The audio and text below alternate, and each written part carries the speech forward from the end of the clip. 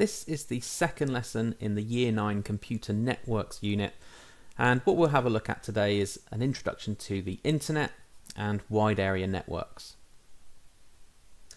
So ultimately what I need us to understand is the difference between a local area network, which we looked at last lesson, and a wide area network. Need us to understand what the internet actually is and how data travels around the internet. So let's just remind ourselves from last lesson, what is a computer network? A computer network by definition is two or more computers connected together to share information and resources, and they could both be physical or connected wirelessly, or it could be a combination of both. So a local area network, it's where computers are connected together over a small geographical area, and usually all of the devices are owned by the organization of that local area network. So if that's what a local area network is, a network over a small geographical area, then I wonder what a wide area network might be. Well, a wide area network is a combination of local area networks all connected together. It covers a large geographical area. It could be worldwide. And what's also important to recognize is that for a wide area network, a company won't be able to own all of the infrastructure, all of the devices for a wide area network. It will instead, the wide area network will make use of third-party companies like telecommunication companies, which will provide phone lines and satellites to allow those connections to take place. So the biggest wide area network on the planet, well, that is of course the internet. Now what's important to recognize is the internet is a massive network of networks. It's all of the computers that are connected together, but don't confuse it with the World Wide Web. The World Wide Web are simply the websites that are connected together. The internet is actually all the computers, all the servers that are connected. So the World Wide Web you can think of as being one application of the internet. Email systems is another application of the internet. But the internet itself is the massive network of networks, all the computers that are connected together.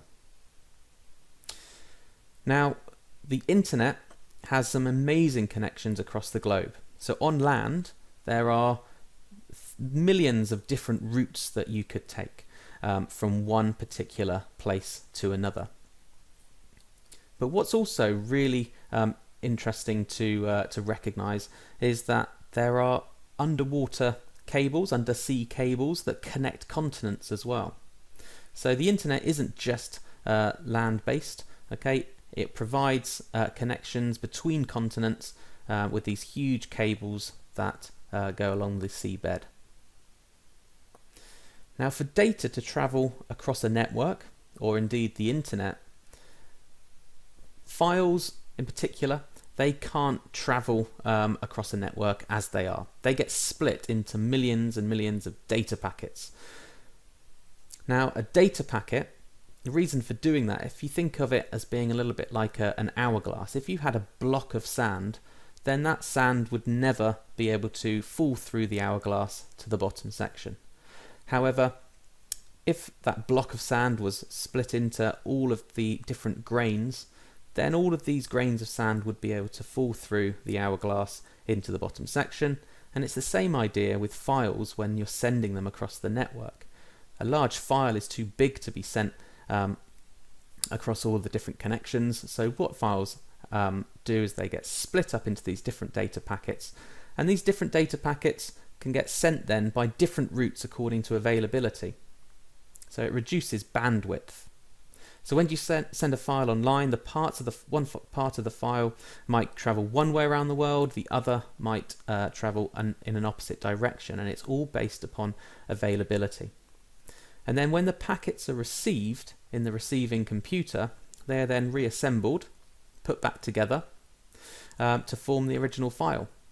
Now a typical packet structure, well, it's not going to look like a truck, but you can think of it as a vehicle, a data packet as a vehicle. Think of it as a vehicle, and it contains of course the data, but also it will contain some other things.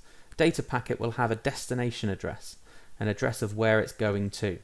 It will have a return address, so that if the data gets sent and there's an error, then the receiving computer can request that data packet again from the original computer.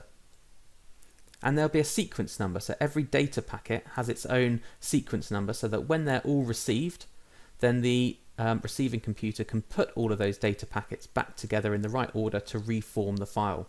And there's also an error check as well, so that if the receiving computer received the data packets, it would be able to perform a little calculation on the error check, and if the calculation came out wrong, it knows that that data packet's been corrupted upon its journey, and so it can be requested again. So if you can imagine the idea of sending a photo across the internet. You've got a photo and you want to send it to another computer across the internet. Your computer will split the photo up into lots of data packets, and these data packets will be sent out onto the internet in data packets.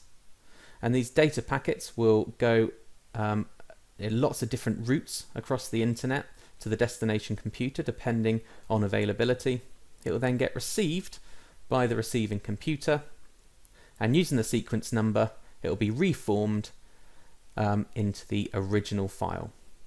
So that gives you a little bit of information about what the internet is, what a wide area network is, and how data can travel across a network, and in this case across the internet.